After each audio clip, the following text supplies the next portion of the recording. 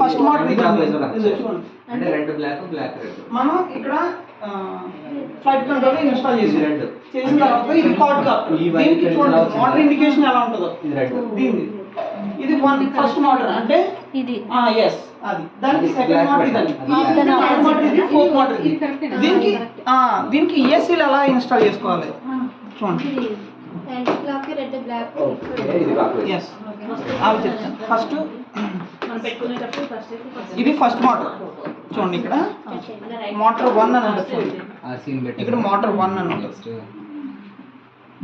Motor 1 ఈ motor 1 దగ్గర ఇక్కడ చూడండి ఎల్లో రెడ్ బ్రౌన్ కలర్ ఉన్నమాట.